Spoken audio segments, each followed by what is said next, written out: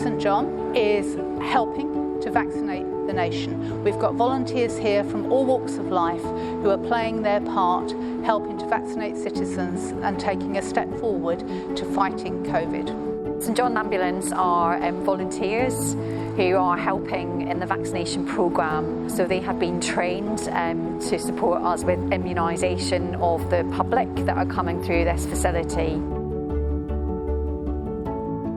I've got grandchildren that I'd like to be able to see more and do more things with.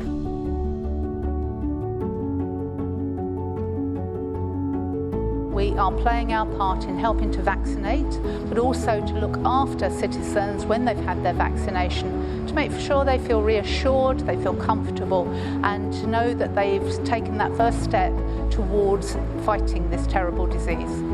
Well, I think they bring a lot of energy to the programme. I think they're incredibly reliable, so they're always keen to get involved. They've really been fantastic.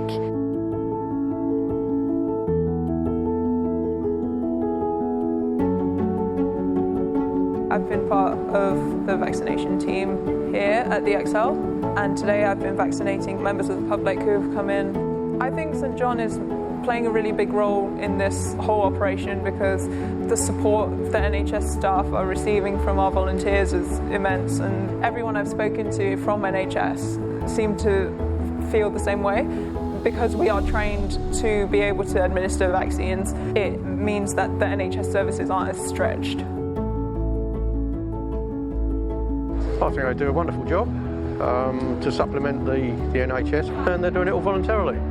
So great people. There's a lot of false information about the vaccine, and hopefully more and more people will believe that it's fine.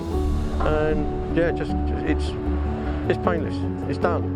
It opens up their life again. I personally feel that the difference that we're making is huge.